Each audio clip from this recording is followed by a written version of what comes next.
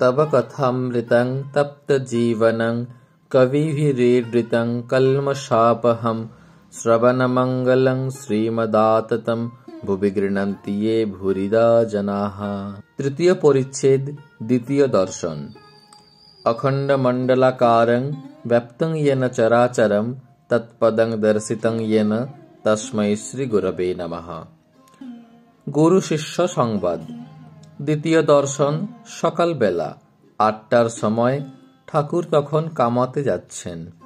এখনো একটু শীত আছে, তাই তাহার গায়ে মোলেস্কিনের র্যাপারের কিনারা শালু দিয়ে মোড়া।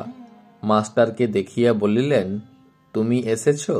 আচ্ছা, এখানে বসো। এ কথা দক্ষিণ পূর্ব বারান্দায় হইতেছিল। নাপিত উপস্থিত। সেই বারান্দায় ঠাকুর কামাইতে বসিলেন ও মাঝে মাঝে মাস্টারের সহিত কথা কহিতে লাগিলেন। গায়ে ঐরূপ র্যাপার, পায়ে চটি জুতা, সহাস্য বদন, কথা কহিবার সময় কেবল একটু তোতলা। শ্রীরামকৃষ্ণ মাস্টারের প্রতি, হ্যাঁ গা, তোমার বাড়ি কোথায়? মাস্টার, আজ্ঞা কলিকাতায়। শ্রীরামকৃষ্ণ, এখানে কোথায় এসেছ? মাস্টার, এখানে বরাহনগরে বড় দিদির বাড়ি আসিয়াছি, ঈশান কবিরাজের বাটি। শ্রীরামকৃষ্ণ, হ্যাঁ গা, কেশব কেমন আছে? বড় অসুখ হয়েছিল। মাস্টার, আমিও শুনেছিলাম বটে, এখন বোধহয় ভালো আছেন। শ্রীরামকৃষ্ণ, আমি আবার কেশবের জন্য মার কাছে ডাব চিনি মেনেছিলুম।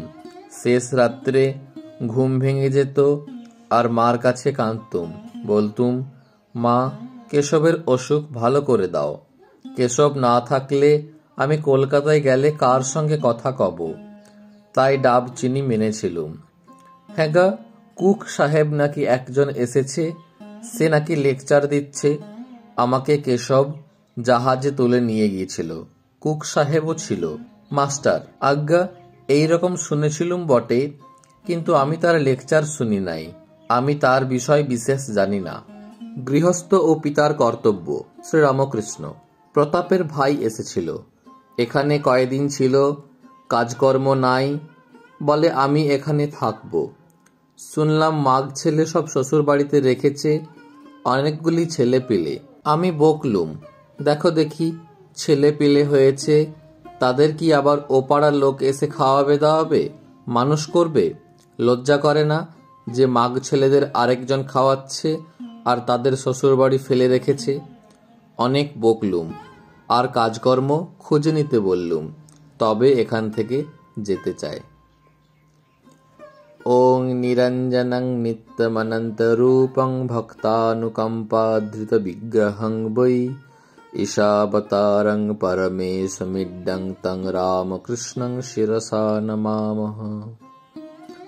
ওং শ্রীরামকৃষ্ণার্পণমস্তু।